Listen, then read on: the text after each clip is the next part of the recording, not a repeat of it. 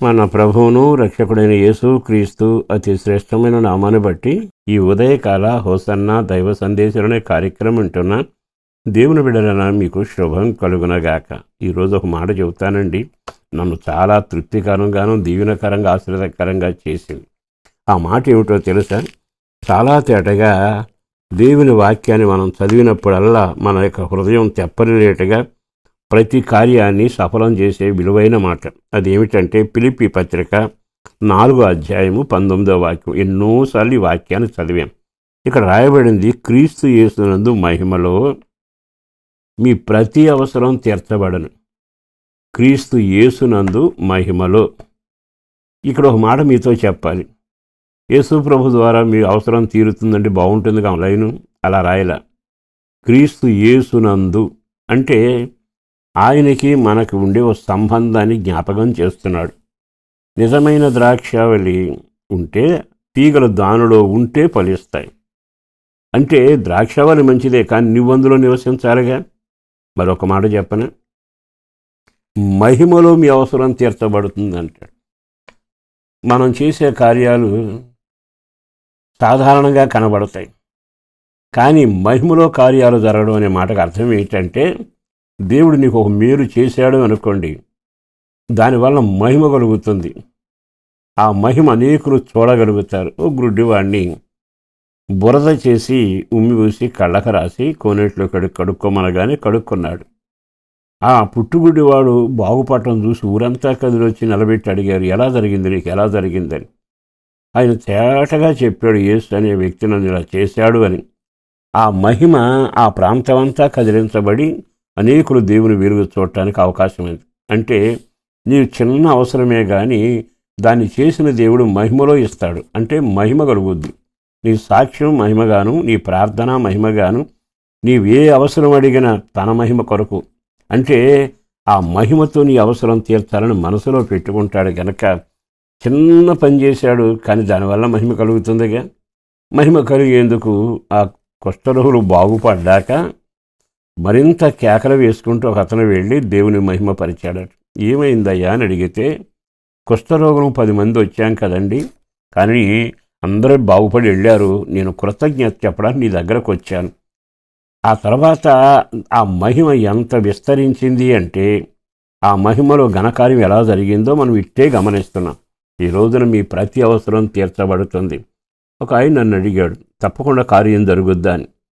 నేను ఒకే మాట చెప్పాను, ఆయన కార్యం చేసినప్పుడు ఆయన మహిమ తెచ్చుకుంటాడు. ఆయనకి గనసగలిగేట్టుగా ఎర్ర సముద్రాన్ని పాయలు చేస్తాడు. నీ ఆకలిగా ఉంటే అంత రొట్టె ముక్కనైనా దీవిస్తాడు. అంటే ఆయన ఏ పని చేసినా మహిమలోనే చేస్తాడు, మహిమతోనే చేస్తాడు, మహిమ కొరకే చేస్తాడు. విన్నారు ఈ మాట? అంటే నీ అవసరం ఆయన తప్పక తీరుస్తాడు. అంటే నీ భక్తో, నీ గొప్పతనమో, నీవు చేసిన ప్రార్థనలో కాదు. నీకు ఒక కార్యం చేయడం వలన నీ వలన దేవునికి మహిమ కలగాలి. అట్లాంటి కార్యాలు చేయబట్టి ఈ రోజున సంఘాలు విస్తరించబడి ప్రజలు దేవుని వెలుగు చూస్తూ వస్తున్నారు. అందుకని నువ్వు దేవుని దగ్గరికి ధైర్యంగా వెళ్ళు, మోకరించు, ప్రభువా నీ మహిమ కొరకై నీ మహిమలో నా అవసరం తీర్చవా అని అడిగితే, క్రీస్తు యేసునందు ఆ కార్యాలు సఫలం చేసి అద్భుతమైన కార్యాలు జరిగిస్తాడు. మరొక మాట కూడా నేను చెబుతాను. క్రీస్తు యేసునందు అనే మాటలో మనం ఎప్పుడు గమనించాలి. మన ఇంట్లో కరెంట్ ఉంటుంది కదా, ఇల్లంతా కరెంట్ ఉంటుంది, ఒక్క గదిలో కరెంట్ పోతుంది. వెంటనే మనం వెతుకుతాం ఏమైంది అని. అంటే ఆ ఇల్లంతా కరెంట్ ఉన్న ఈ గదిలోకి రాకపోవడానికి సంబంధం తెగిపోయింది. అట్లాగే మరలా సంబంధం కలిపితే ఆ శక్తి కలిగిన కార్యం ఈ గదిలో కూడా జరుగుతుంది. క్రీస్తు యేసునందులో నీవు ఉండాలి. క్రీస్తు యేసులో నీవు నాటబడాలి. క్రీస్తు యేసులో జీవించాలి. క్రీస్తు యేసులో అతకబడాలి. ఎప్పుడైతే ఆయన మహిమా ప్రభావాలు నువ్వు అందుకునేందుకు సిద్ధంగా ఉండి ఆయనలో ఉంటే పాపానికి దూరంగా ఉంటావు. ఆయనలో ఉంటే పరిశుద్ధతగా ఉంటావు. ఆయనలో ఉంటే ఆయన మహిమే కనబడాలని ఆరాటపడతావు.